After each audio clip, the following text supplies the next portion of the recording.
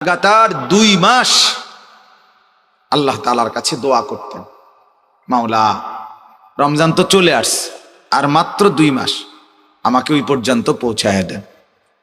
আল্লাহুম্মা বারিক লানা ফি রাজাবা ওয়া শাবান ওয়া বাল্লিগনা রমাদান।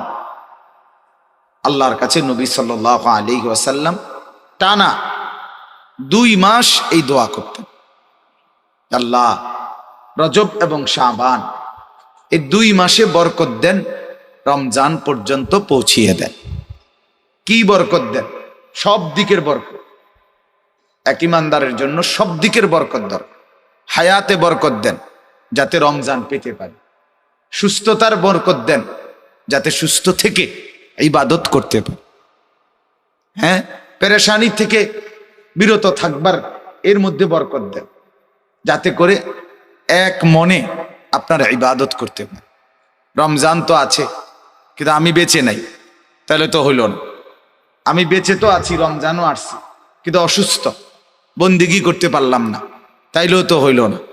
সুস্থও আছি কিন্তু পারিবারিক অনেক পেরেশানি, বিভিন্ন মুখী যন্ত্রণা, যার কারণেও নীরবে ইবাদত করতে পারলাম না, তো এটাও তো মুসিবত। এই জন্য হার কিসিমের বরকত আল্লাহ যতভাবে হইলে আমি আপনার বন্দিগিটা নিরাপদে করতে পারবো, ইবাদত নিরাপদে করতে পারবো, সেইটা আপনার কাছে চাচ্ছি।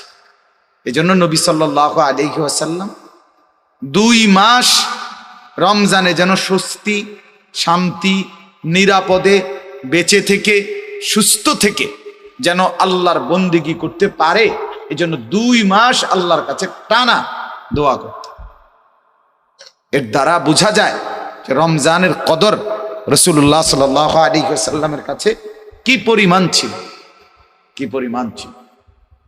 এই এক দোয়ার থেকেই আন্দাজ করা যায় যে 2 মাস তিনি আল্লাহর কাছে বরকত চাইতেন। আল্লাহ হার লাইনে বরকত দেন।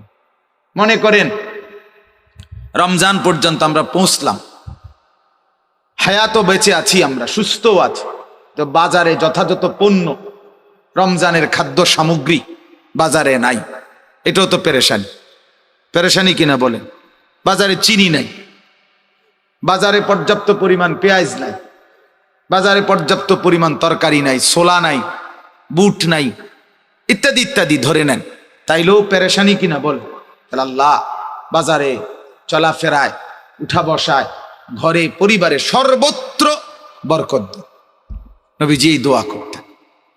আমি তো সুস্থ আছি কিন্তু আমার স্ত্রী অসুস্থ রমজান, তাইলেও তো পেরেশান। আমি তো সুস্থ, আমার স্ত্রীও সুস্থ, কিন্তু আমার ছেলেটা বা মেয়েটা সে অসুস্থ হাসপাতালে, তাইলেও তো পেরেশান।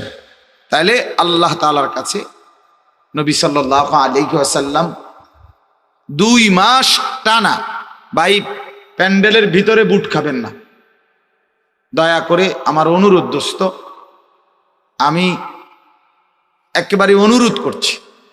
গাফেল আল্লাহর দুশ্মন, আমারও দুশ্মন। খামখেয়ালি মানুষকে বলে কোনো লাভ নেই। এই জন্য পাশাপাশি এক ভাই আরেক ভাইয়ের সাথে কথা বলেন। ছেলেরা, বাবা তোমার অসুবিধা লাগলে তুমি বাইরে গিয়ে কথা বলো, তুমি শিক্ষারও, আমার কোনো অসুবিধা নেই, কিন্তু এখানে বেয়াদবি করার কোনো সুযোগ নেই।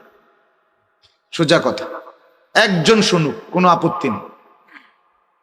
আমি আজীবন এই তবিয়তের মানুষ যে কোনো সময় সংখ্যা গুনি না। অনেক মানুষ দেখে লাভ মারছি এমন কিছু না, কম না বেশি সেটা আমার দেখার বিষয়। আমার মালিকের কথা বলার জন্য বলা, আল্লাহর কথা বলতে বসছি। এজন্য একজন কথা বলবেন, একজন বুট খাবেন, একজন পাশের জনের সাথে একটু কথা বলবেন, একটু আল্লাহর কথা শুনবেন, হবে না দোস্ত? আল্লাহর কোরআন এটা তুমি বাংলা বই মনে করো,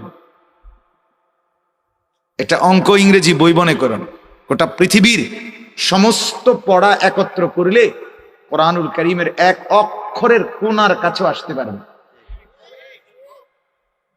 কোরআনুল কারীমের সামনে পৃথিবীর সব, এই বাংলা, অঙ্ক, ইংরেজি, পদার্থ, জীববিজ্ঞান, রসায়ন বিজ্ঞান, উচ্চতর গণিত যা আছে, এগুলো 2 পয়সার মূল্য রাখে না কোরআনের সামনে। হ্যাঁ, ওগুলোর জায়গায় মূল্য, কিন্তু কোরআনের সাথে তুলনা করলে ওর একটারও কোনো এর কাছে